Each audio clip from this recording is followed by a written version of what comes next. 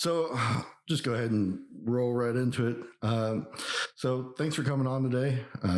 Just been talking to you through Instagram about some deer stuff, so I figured we'd come on here and just have a chat for a while. Yeah. I'm always down for talking deer with anybody. Yeah, me too. So why don't you do a little intro, a little bio about yourself? All right. Travis Melochick. I'm out of the coal region in Pennsylvania. That's a Pottsville area. It's southeastern Pennsylvania. Been bow hunting for 25 years, hunting for 26 total, because Pennsylvania, back in the day, you couldn't start until you were 12. But my dad's actually been taking me hunting for 34 years now. And he's been taking me since I'm 4 years old. Like, I wasn't able to hunt, but he would still just take me out, plop me in a pile of rocks or near a laurel brush and give me a set of binoculars. And he'd get up in the tree next to me and just get down at dark and head on out. But so I've been at the game a long time. Prior military, was intel analyst from 2004 to 2007. And yeah, that's pretty much sums it up. Cool. Very cool. Yeah. I joined in 2003. So yeah, was in about the same time. I'm still in, but that's cool. Well, you'd be coming close up onto retirement, right? Yeah, I'm at 21 now, so I could retire. I'm going to do just a couple more years and then hang it up. Trying to figure out what I want to do.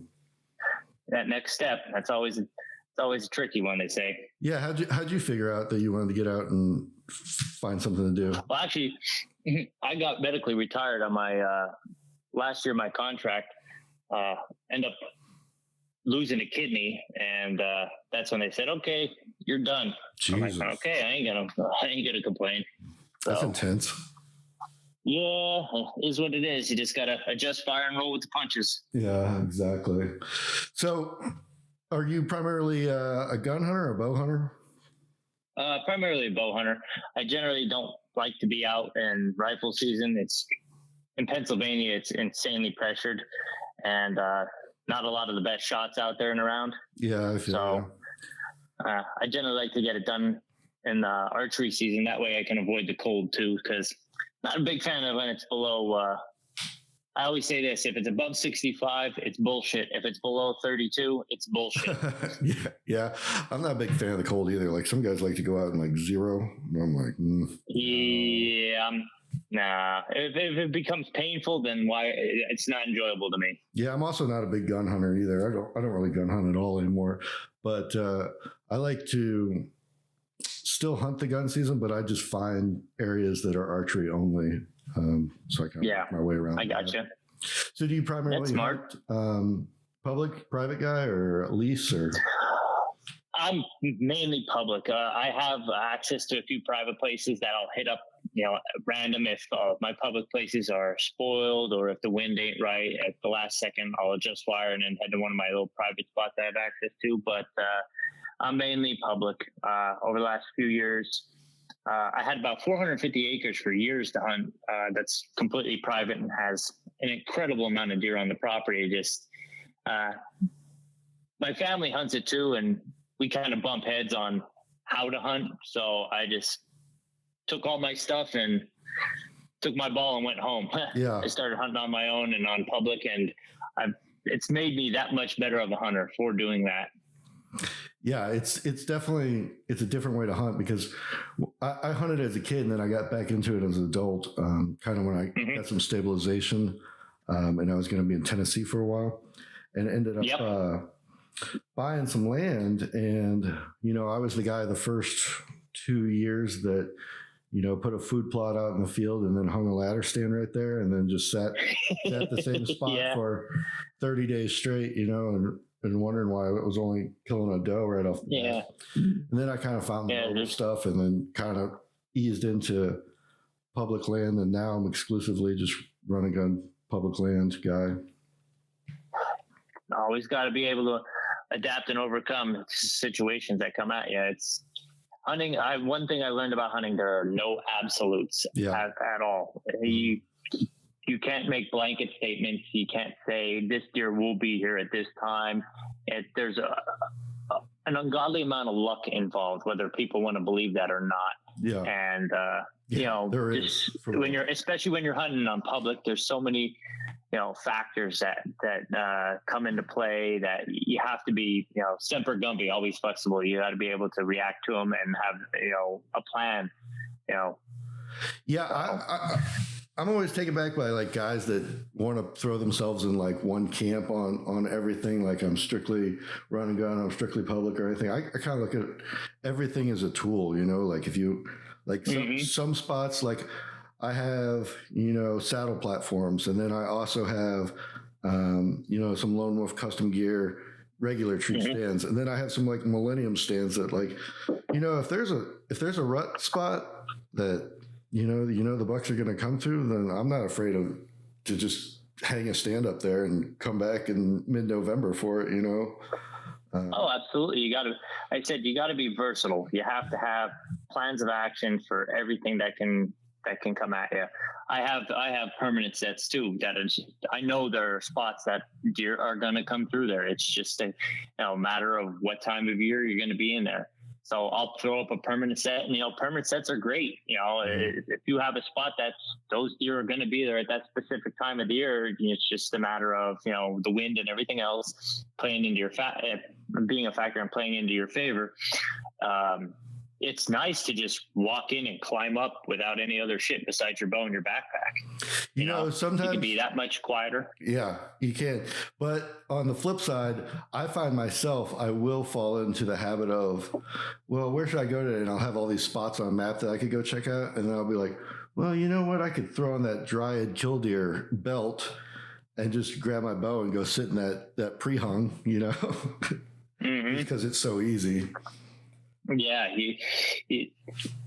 sometimes I would say, was it two or three seasons ago, I got to the point where I had too many spots. Yeah. And it was always just like, okay, I was hesitating rather than just going with my first gut instinct. And then I'd be questioning myself, well, maybe this, and last couple of years, I really shored things up and narrowed it down to two, three major areas and a couple different trees within those spots that I've been focusing on. Yeah. So, it's good to have a lot of spots, but at the same time, when you're, a limited season, you got to go ahead and, make it count. So when does your guys' season open? Is it at the beginning of October? Yeah, beginning of October 5th, I think this year. It's the first Saturday in October it opens. We do have special regulations areas where it opens up mid-September, so you can go down and shoot does. I actually think you can shoot bucks now, but I'm not sure on that. But my main season starts always first Saturday in October. But so were you saying that you're primarily like an early season kind of guy? You try to get it done early October? Is that what you're saying, or just before honestly, it gets too cold in November? Yeah, I try to kill deer before rifle season in general, before it gets too cold. I do have a lot of luck in November, but I've recently been a lot more aggressive. This last season, I became a more aggressive hunter. In fact, that I started going in deeper, and instead of playing the slow game, I went right after deer because I said to myself for years I was playing the long game. I would just keep, it was playing chess. I'd be only one move at a time. I was only seeing one move at a time. I would be on the fringes early in October, and then I would slowly work my way in. And I was always narrowing myself down to maybe one, possibly two, chances at a mature buck. Whereas I'd still have like 15, shooters, mature deer, Pope and Youngers on camera.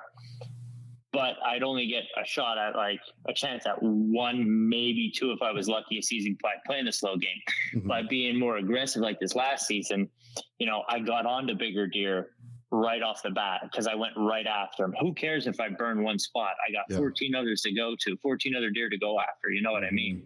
So, and if you keep pressuring and you keep going at it like that, being a little bit more, making aggressive moves, but making them, intelligently, you're going to set yourself up for more success, or more chances at success, I should say, because again, there are no absolutes in hunting. Is your area that you're hunting, is it primarily big woods, or is it a mix of farm fields and big woods?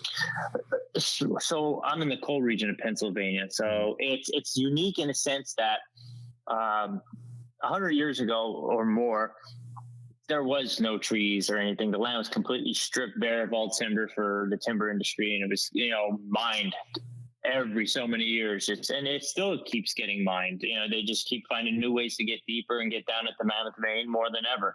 So you have a bunch of terrain features that are man-made that aren't natural. Interesting. And the growth there isn't necessarily a lot of old growth forest. So you have on the top of the mountains where I'm hunting, it is super thick. You're not having many trees over 30 feet tall. A lot of branches. So what works really well is my mobile hunting gear. I have a Lone Wolf 1.0, which makes it great because I can get up on trees with, nasty, gnarly, branches hanging everywhere.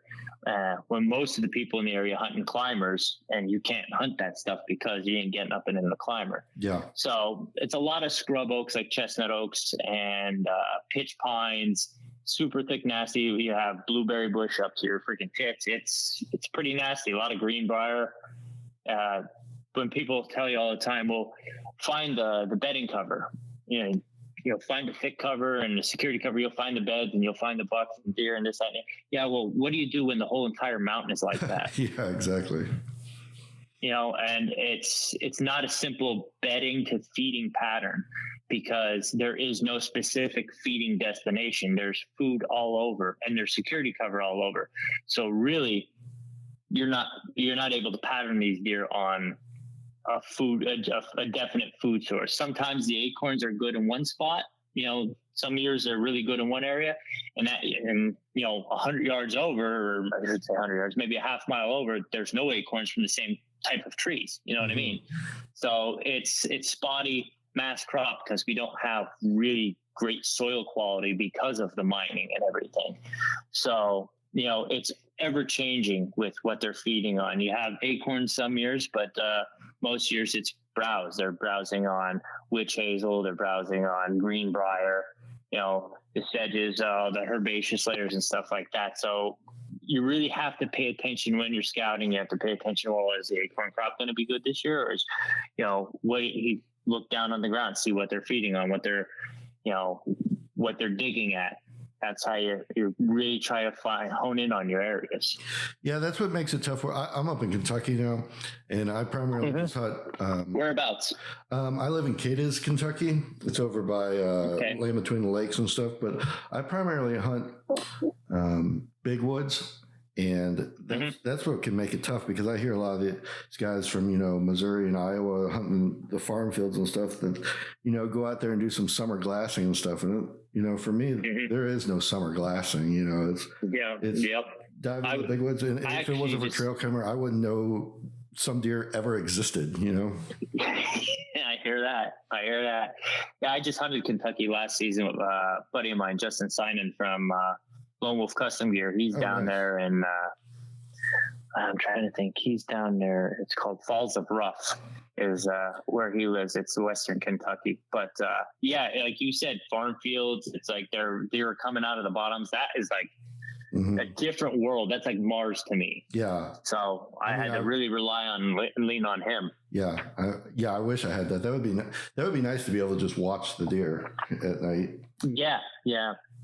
And like you said, me and you, if we didn't have trail cameras, we wouldn't know certain deer existed. But it also works in our favor because other people don't know those deer exist. Right. So there's not as many eyes on them. Mm-hmm. Especially when you get, especially if an area has, like, say, a food plot area or a field area or something. If you just get away from those primary areas, then you'll get away from most of the hunters. And if you go back, just a quarter mile, you're past most of the guys are willing to walk anyway, Yeah, you shed a lot of the pressure by doing that.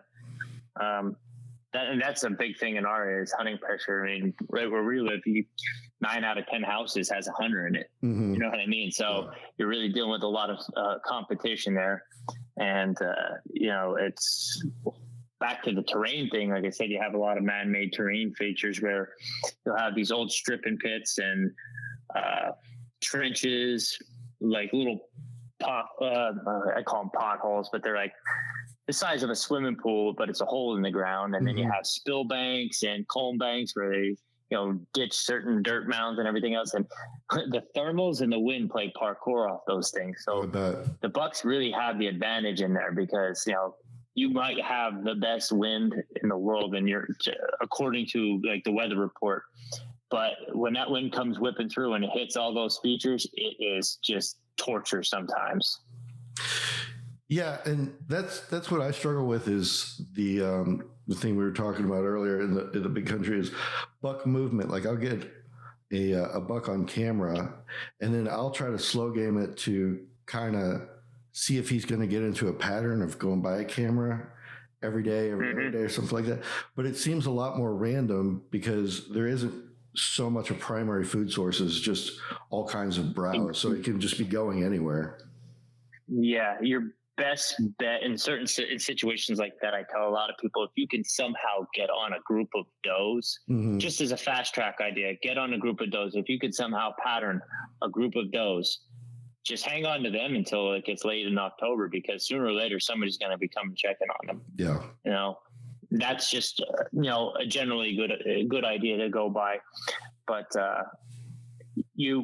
what you generally want to do, and I learned this I went up a Big Woods Buck Clinic up in northern Maine with Hal Blood. He said something that stuck with me. It said, you want to be in the 10% of land where deer spend 90% of their time. And if you could find that 90-10, he goes, you're golden. So it's all about finding, the food source. And if that's it, there's random, like you said, as it is our areas, find water. A buddy of mine, Tim Price, he's in this whole anthracite antleratics thing with me. He's a former forester with the state for 15 years. And he brought up how,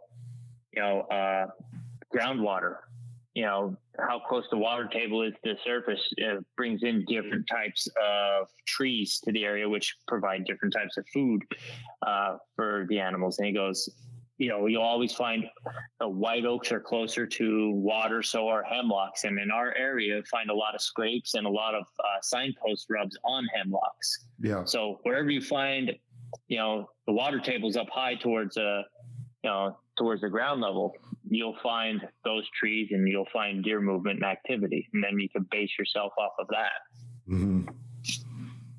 I generally focus, in my particular case, on scrapes. Scrapes are my thing. I do a lot of inventory work with scrapes, but I also hunt over a lot of scrapes. Is that primarily I find them on, you put your cameras? You put them on historic yes. scrapes? Yep.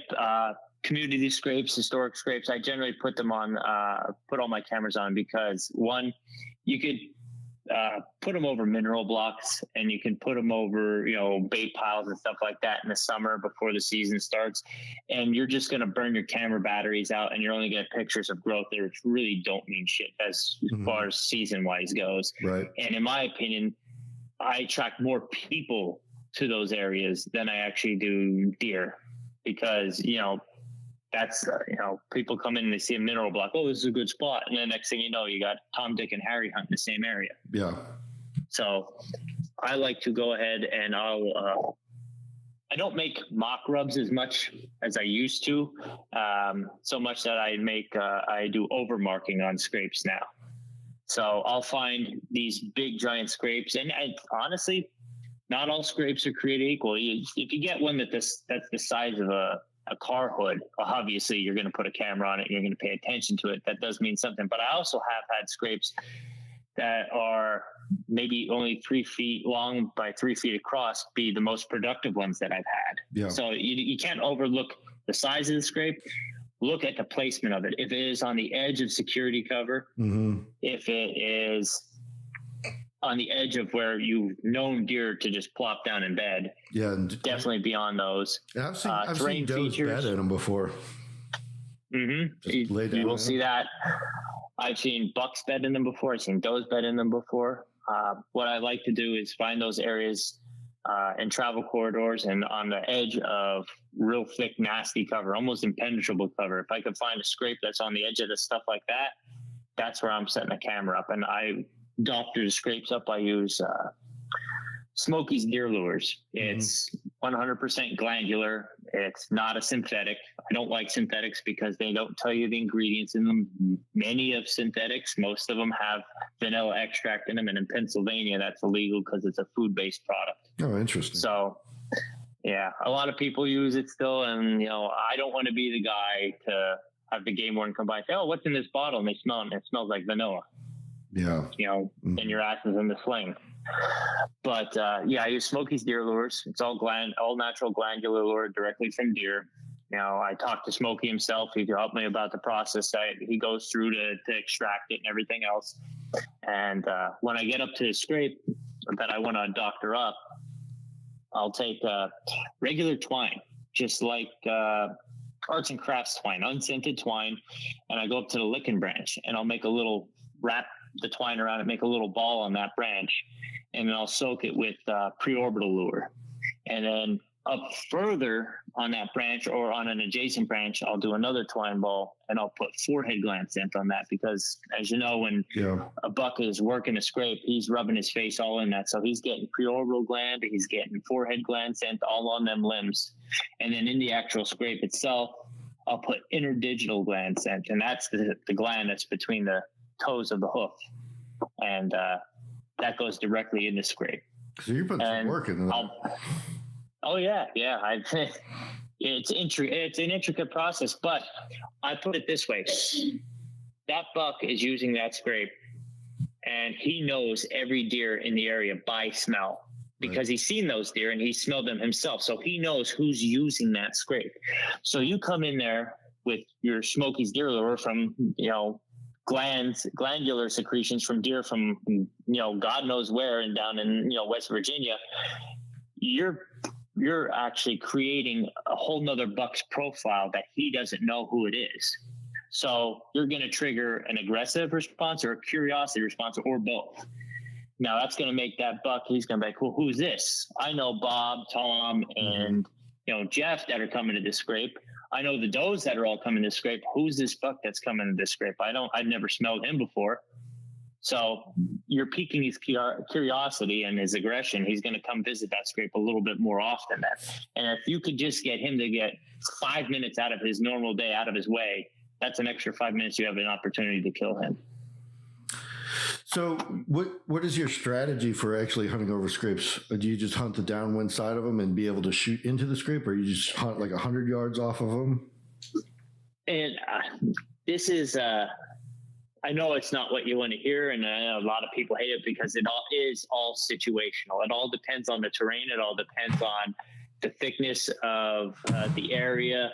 It all depends on, where a huntable tree is in relation to that scrape. Sometimes I will have a tree picked out to where I can shoot to that scrape. Other times, if I have an area, I know that there's multiple scrapes in, I'll find travel corridors that are leading in and out of that area and hunt those corridors, obviously, to try and get the deer en route or leaving the area. Mm-hmm. So that's why I really base a lot of mine off of my hunting style off of is going after scrapes, and it's worked out pretty good so far. Last season I didn't tag, but I had 51 buck encounters. Oh, wow. I had seven mature Pennsylvania monsters within bow range, but that last 5% of luck I just couldn't get. They were within kill range, but they either stopped behind a tree, there was a branch in the way, they took the left trail instead of the right trail. It just each instance, I died a little inside, but that's what keeps you coming back. Yeah, I know the feeling, because last season I was I've always had target deer, and then I end up killing a random deer, during the rut, one that I didn't know was there, or just one that comes by, right? And I had that happen a couple. Last season I had a goal of like, I have this deer, I'm going to try to kill this deer. So I had him patterned. I had figured out the area that he was bedding and stuff. So he was like, he was 1.5 miles from the road, but I had an e-bike and I could e-bike, like a mile in, and then I did this big long J hook back in and snuck through some cover and everything. And I got up in the tree quiet, and just like clockwork, exactly the time I thought he was going to come through this trail and actually through this scrape area, I could hear him get up out of his bed. He walked in. He got to 30 yards. I needed his vitals were behind a tree. I needed him to take a step forward. And this was kind of like in the elbow of a bottom.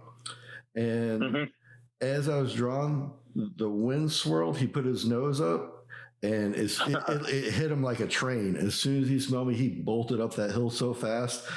And then I actually know the guy that owns the private that borders where I was, and he sent me a picture of that deer 3 days later, dead, that he had shot it. He's like, just so you know, so you're not wasting your time out here. And I was like, okay, thanks, dude. Well, you got to respect that. I do, because I would have been chasing that ghost like the rest of the season too. So I do, and I'm happy he got it. But it was, it's one of those times where you do everything right, and then it just doesn't work out. So yeah, I went after. I don't often go after one singular deer. I've only ever done that one season. I had a really giant 9-point. I was going after. I had him on camera all through the summer, growing, and I knew he disappeared probably end of July, and I knew he was still in the area. There's no doubt in my mind that deer was still in the area. I know, okay, he was here all summer. He's going to come back through at some point in time, checking for does during the rut, and I can guarantee that. I hunted him hard. I mean, I tried to work that whole area, every different angle you could think of. It'll drive you crazy. Finally, it will. It will. I mean, you're always second guessing yourself while you're sitting on stand too. Do I get down? Do I move? I mean, I've put maps up on walls and marked every location that I've seen a deer, and then like connected like lines of like, okay, you know what I mean? And it's just like, this is too much. It drives you nuts. Well, I sat in all day. I think it was November. I don't know, it might have been November 12th or 13th. I was sitting all day, and it was just, the wind was pounding me to death. I mean, it was like 30-mile-an-hour gust. It was cold, really cold. I thought to myself, okay, I'm going to get down out of my stand. I'm going to go warm up and then come back in an hour, grab something to eat, and then come back in an hour and then sit the rest of the day out here. So I got down, I left, I came back. My trail camera was in one of my shooting lanes. So I checked the trail camera, and I could have shit my pants, because 20 minutes after I left, he came walking through. And after that, I was just dejected. And I think it was 2 days later, I didn't go hunt the next day too, but the second day I went hunting and I shot a basket 6-pointer because something needed to die. Yeah, I've done that. I just couldn't take it. My brother called me up and he goes, "The mountain broke you, didn't it?" I said, "Oh, did it ever?" So I needed that confidence boost. So it can beat you down. It's a mental. People don't realize that. Oh, well, I take like 5 weeks off for archery season, everything. So you have it easy, this and there. People don't realize how hard it is to do that. Yeah, it's fun. You love it, but it's draining. You're getting up early. You're going to, you're out in the weather all day. You come back, you're dead to the world only to get back up again and do it all over again.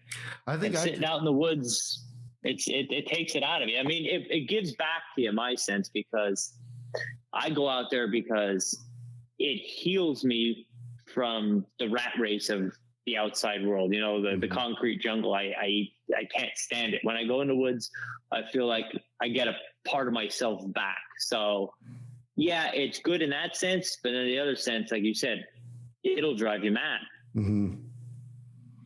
Yeah, I have, I think 3 seasons ago. Yeah, I had it got to be, you always start out the season, I do, like with these lofty goals of like, okay, I have a buck in Kentucky, I've got a buck in Tennessee, so I'll probably kill this one early season, then I'll move down and get this one, and then I'll probably hit the road and go to some state, and and then next thing I know, it's like November 20th and I've killed nothing, Yeah, been there. And then so I think that season, like I needed a win so bad that I had a buck come into like 5 yards, and he was a nice deer, but I mean, he basically got shot so that I could have a confidence boost. You know what I mean? And sometimes you need that, and you know what? There's nothing wrong with it. Yeah. You know, I was the same way last year. I had in my mind that I was going to go to New Jersey in September. I was going to go to Pennsylvania. I was going to hunt main body of Pennsylvania in October. I did an October hunt in Kentucky, and then I was going to go to Ohio in November, and then Maine at the end of November. And you know what? I didn't kill shit. Yeah. September came. I had something wrong with my eye. I had to get my eye checked out. So New Jersey was crushed. And then Kentucky, I had a great time down in Kentucky. I saw a lot of deer. I saw a lot of bucks. I passed on one that I would definitely kill in Pennsylvania, but that's the game. That's the game you play, And then when I came back to Pennsylvania, it was so on in my spots that I was bouncing around to that I told myself, there's no reason why I should leave to go to Ohio, why I should leave deer to find deer. Yeah, exactly. I'm having the best season of my life right now. Even though I didn't kill anything, I'm having the best season of my life in Pennsylvania. So I wasn't going to leave. So I bailed on Ohio and I bailed on Maine.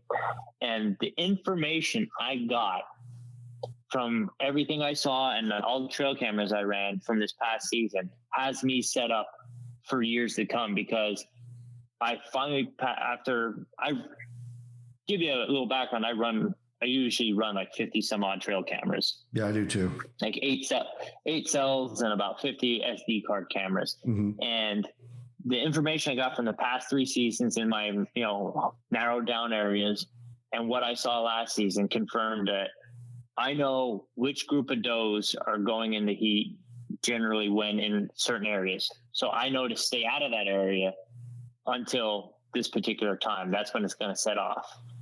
So that has me set up for years to come. And even this year, I didn't even begin to set out trail cam. Really, I have 4 out in areas that I'm kind of curious about. And that's just to see what's going on in there. But I'm going to keep out with the mass amount of trail cameras. I'm just going to go in with my cell cameras in August and just fine tune stuff, because the scouting I did this year was more like pinpointed. All right, I know the areas that the deer are going to be in from my previous information and intel I collected over the past couple of years. Now it's to fine tune. It's like, okay, I have the spots narrowed down. Now I got to pick the perfect tree, the perfect ambush points. So that's what I'm like working towards in this season, really narrowing things down, and less time and pressure on those deer in the woods, the better. So, and for years, I scouted a year ahead too. If I found a spot that I was interested in the spring, I would carpet bomb the area with SD cards, cameras.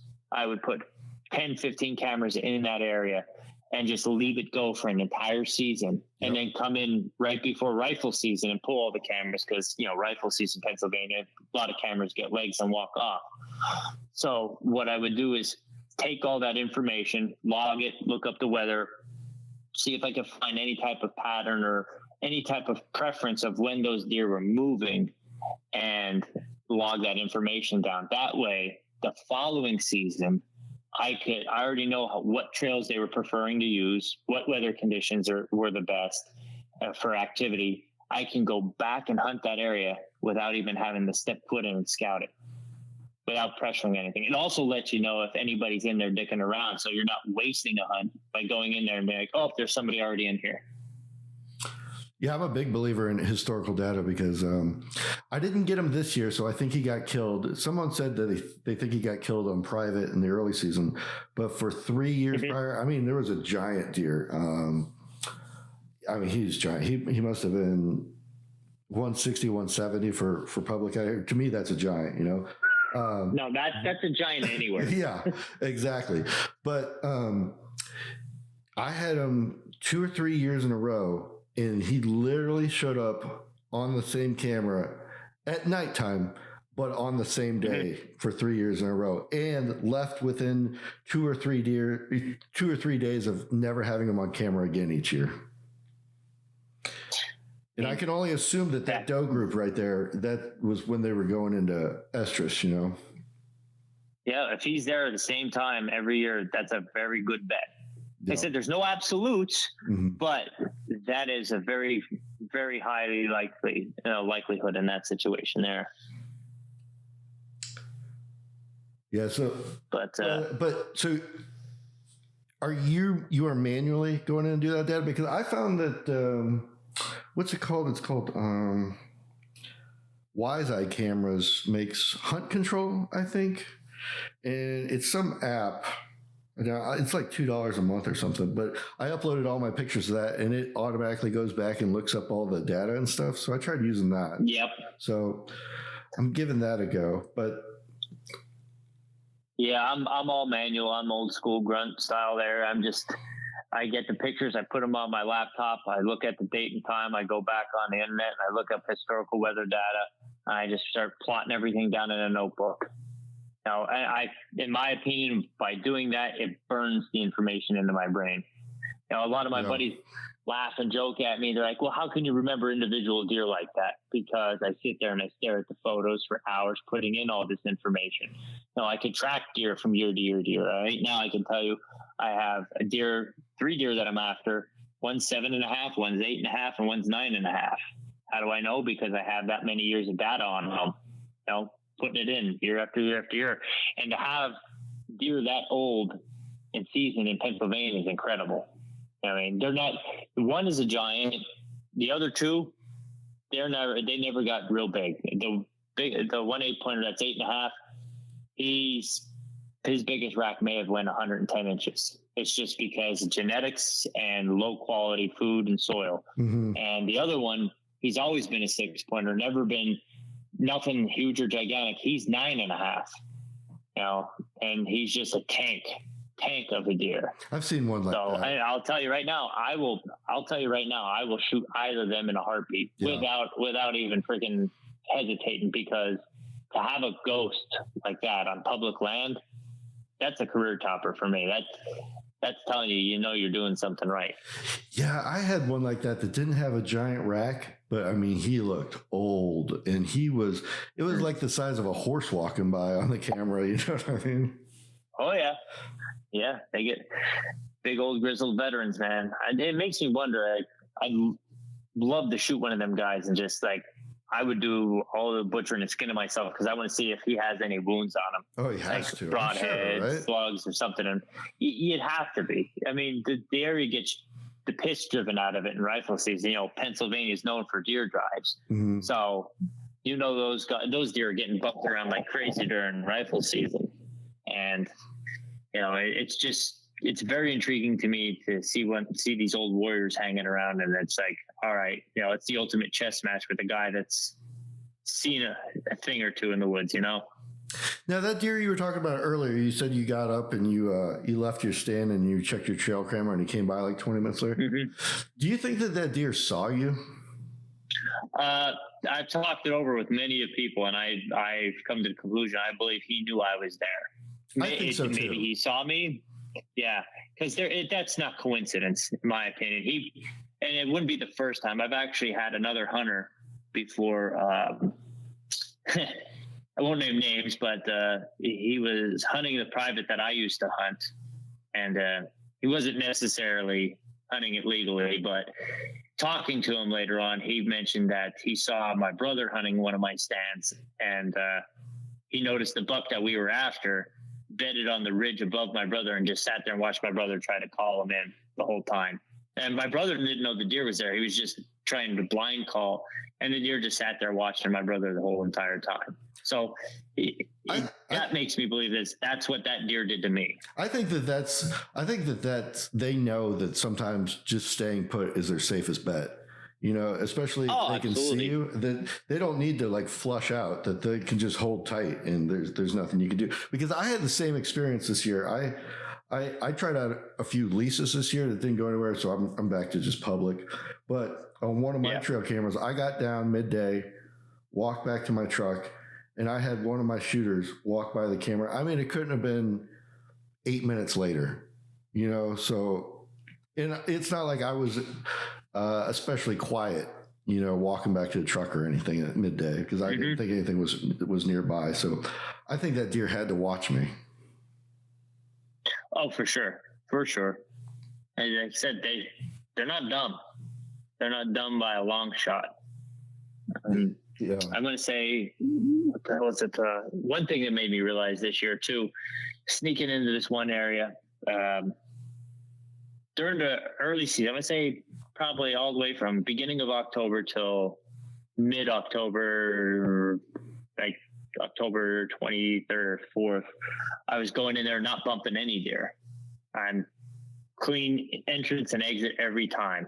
And then when the rut started kicking on, I was bumping deer left and right going in there, and it was like kind of making me nervous.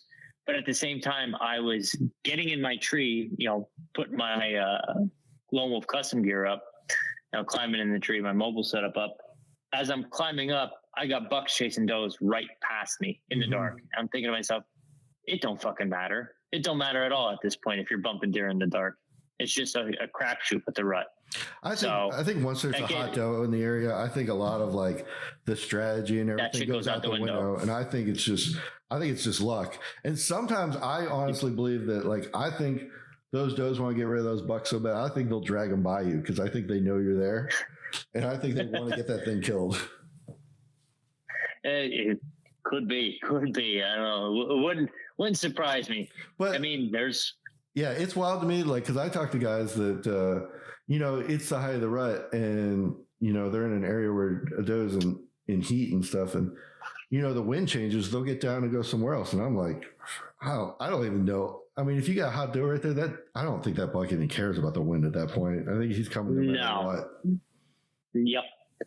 I shot my biggest Pennsylvania buck in 2020, and he spotted I have it on video on my YouTube page on Anthracite Antler Addicts. If you want to check it out, he picks me out and stomps and snorts, you know, 5-6 times at me. But the doe that was right under me had no clue I was there because the thermals were rising and the wind was in my favor. And he didn't want to leave her. He didn't want to leave her whatsoever. And that was his demise. She had no clue I was there, but that ended up being his demise. He ended up, he was Pope and Young, but what the thing about him was is he dressed out at 198 and had estimated live weight of 260 on the hoof. So that was a cow. Yeah, he'd been around a bit. So well, that's what's funny about that. Wasn't a fun drag. No, I bet not. But that's what's funny about the rut too, is because like I've gotten down midday, you know, just walking through the woods, and I'm going to go and set up for another spot, and it's the one time a year that I'll have like bucks think that I'm another buck, like they can hear me moving through the woods, and they'll like challenge grunt at me. You know what I mean? I'm just on the ground, just walking. Yeah, if they, you know, they're not getting a snoop full of your scent, you know, and they hear something coming, you know, they're going to respond to it for sure. I like to do too during when things start getting spicy, probably about mid-October. And, you know, I'll tell you this, that certain deer have certain personalities. Yeah. And if you get on a deer that's more aggressive, you know, and you know he's coming to your scrape. I have one that I call the Berserker buck. I've been after him for years. Hopefully I can come across him this year, but he has a nasty disposition. Like every time I set up, overmark some of these scrapes that he's hitting, he'll tear the licking branch right off. Yeah. So much that the one laurel brush that he was scraping under doesn't have any more branches. So what do I do? You know what I mean? But I'll keep overmarking those scrapes. And then as soon as it hits about mid-October, I'll start adding tarsal gland. And the last time I did that with that specific buck, he went, so how I call him Berserker, he went nuts. He tore the licking branch completely off, and every small tree within a 15 to 20 yard radius was destroyed in that area. Wow. He just could not stand that there was another buck trying to mark his territory in there. And it should have been an easier deer, I should say, should have made him easier to kill and call in, but I just, couldn't get lucky, I guess. Yeah. I only ever seen him once, wasn't paying attention. My buddy was filming me, and when I turned around, the buck was already in my shooting lane at 27 yards, and there was nothing I could do about it. Okay, that's I didn't have my bow in my hand, and he already knew something was up. So, but yeah, I still, he's adjusted to pressure. The spot I had him in for 3 seasons in a row, he wasn't in last year as much. I only seen him in the dark pass by once on cell camera. And I had cameras maybe about a half mile away, and I had him in daylight, through the majority of the season in that spot. I'm like, all right, he adjusted his pattern. He, moved where pressure was not, prevalent. So I hope I can get on him this year. I don't really set my cameras up for early season. I kind of set them up for the shift so that they're already there, and then I don't have to go into those spots. That's smart. Very smart. Yeah. But it's kind of my strategy. I like to hunt early season, but I never have a whole lot of luck with it. I think every buck I've ever killed I'll hunt September and October hard. Mm-hmm. And I think every one that I killed is November. I gotcha. Yeah. I mean, it does make things easier when they're thinking with the wrong head. That's for sure. But, I mean, I've made plans on like that Berserker buck when I saw him for the first time last time. I saw him. I saw him twice that season. I saw him early season. I saw him the first week of October, and I knew he was in that area in that finger. And I said to myself, I'm going to back out, and I'm going to come back here first week in November. I'm going to ruin him. I'm going to take him out of his own little party here. Because he was with a whole harem of does. There was like 5 or 6 does that were with him, big body does. I'm like, he's comfortable where he's at. I'm not going to come back in here because, I want to let it settle down, and I'm going to sneak out of here. I'm going to come back here in November and seal the deal. And I did. November 5th, I came in with my buddy Luke, and we worked to a T, except for we're looking the wrong direction. Oh, man. Yeah. So you said earlier, I wanted to talk about something you said. For your road tripping last year, you said you were going to go to New Jersey. I don't hear a lot of guys talk about going to New Jersey. What was up with that? I hunted New Jersey for years, and there's some really good deer there. You just got to know where to go and get away from people. There's some good deer in Jersey, and there's some funky laws and regulations you got to pay attention to. But it's definitely overlooked by a lot of people. That's for sure. Are you hitting the road this year at all, or are you going to stay local to Pennsylvania there? This year, I'm not getting as grand and lofty with my ideas as I did last year. I'm going to focus on Pennsylvania and getting that done. If I go ahead and get lucky enough and blessed enough to shoot a buck in Pennsylvania, then I'm probably going to do like a quick trip to Ohio and the first week in November, if I'm lucky enough, like I said. And I'm just going to just sleep in my truck. I'm going to just go like a Friday, Saturday, Sunday, and then come back.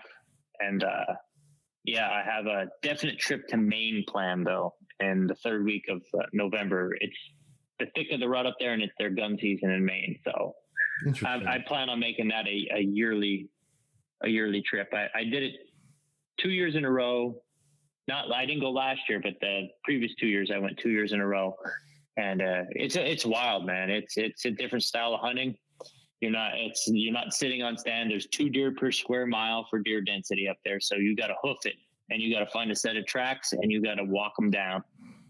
So that's a track job and with the gun. Yep. Tracking them down with the gun. Yeah, I watched the video on a guy doing that. That's pretty interesting. Yeah, I said I went up there in 2020. It was like during the height of COVID. Me and my buddy Tim did a Big Woods Bug clinic with Hal Blood, and basically tells you how they hunt up there. Teaches you how to hunt up there, what to look for, how to age tracks, how to evaluate the size of the deer by the track, and go from there. I mean, and those guys know their shit too. Yeah. I drew Kansas this year, so I've never hunted Kansas, but I actually ended up getting a lease, and I was going to go out and check it out, and then I didn't get a chance, so I'm going to have to. But I lucked out. Well, I kind of lucked out. I contacted a guy. put it online to see if anybody wanted to split it with me. And a local out there actually wanted to, and he actually runs more of an outfitter on other farms and was looking for just a place for his wife and son to go. But part of our deal is I reduced the price if he would go ahead and pre-hang some of his stands, since he already had so many, and run cameras and just kind of share the pictures with me and stuff. So we're gonna see how that goes. I'm gonna go out the week of Thanksgiving for that, because it always, whenever I watch the videos of Kansas, it always seems like their rut's a little bit later than here in Kentucky anyway. You know, it very well might be. Like I said, Kansas is just a different world itself too. The terrain and everything, how to hunt that, and some of the deer out there are just slobs. Yeah. And the ultimate goal for me though is next year, Iowa. I have 6 points. I'm just gonna do it. Yeah. You doing public? So yeah, gonna go public. I have a spot picked out already. If I can pull it off, I'm gonna go out for a couple of days in March and scout it out there, and then go back in November and try and get it done. Actually, you know what? I think I'm gonna go out in the late October and avoid the rush of all the other non-residents out there. Yeah, that's smart. I think I have 4 points this year for Iowa. Yeah, because I'll have 5 points next year. But I wrestle with that myself because I like to hunt public land, but I wonder if like it'll be the first time I ever use an outfitter or something, because it's like every 6 years is like, man. Every 6 years, plus you're eating $600 for that tag on top of it. I know. So that's a real something I wrestle with personally, of like what I'm going to do. You know, I want to stay true and do the public, but at the same time, it's like, man, I don't know if I eat a tag and then don't do it again for 6 years. That's a while. That's kind of like I tried to do an elk hunt by myself in Montana once, and I ended up just walking around the mountains by myself for a week on end, trying not to get eaten by a grizzly bear. And I was like, man, it would have been nice to have a guide or something, someone out here to just show me the ropes a little bit. Yeah, I completely get that. This is, I could go the route. I have friends out there that, you know, that have ground or could point me in the right direction. It's just something I want to do myself. If I can't get it done, if I can't be successful there, then so be it. At least I gave my best effort. You know? That's true. And Ohio for me is, I know I have spots that produce year after year after year. So, and you're tracking the cell camera thing in Iowa now? No, I'm not. Are they banning cell cameras in Iowa? Yeah. So I think all trail cameras on public. I think. Oh, no kidding. I don't know 100%, but that's what I heard is, on public, you can't leave anything overnight anymore. So they say you can use a trail camera, but you couldn't leave it overnight, which doesn't make any sense, right? No. And then on private, it's up in the air on the wording, because you can't use a camera to aid in the harvest of an animal. So it's like, well, what does that mean? So like, if I get a picture today, does that mean I can't hunt that deer like 2 days from now? So yeah, it's good luck with them enforcing that. That's what that is. But I know. Well, it's just like Kansas too. But I always wonder, like, can we enforce the rules we have already first? You know how many times I go in the public and I find baiting or stands left the whole year, which I don't really care too much about, but like the baiting, the minerals, or like I will, after like we have our quota gun hunts out here on our WMAs and everything, I'll find all kinds of just dead deer of like people that just come in and rip the back straps out and like walk out with, and it's like 100%. I agree with you on that. It's like, can we bust these posters first, before we start just making arbitrary rules for everybody else that's following them? I agree. Like I said, I find bait piles all the time. And, these guys call it hunting. No, they're just being a dickhead. That's all it is, in my opinion. Yeah, I agree. But, I mean, as far as a trail camera goes, I don't know. I run, like I said, I usually run a lot of SD card cameras. I run like 8-cell cameras.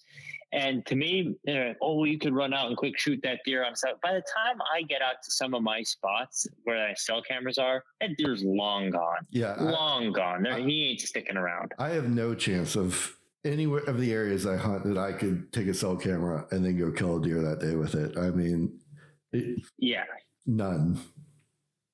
Yeah, I mean, some of the spots I hunt, it's 2.5 miles off the hardball road on a dirt path.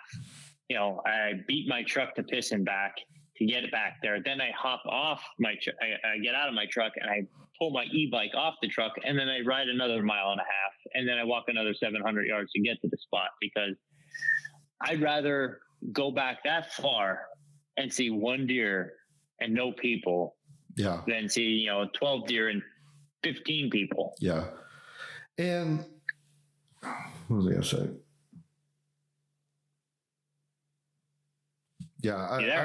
Sorry.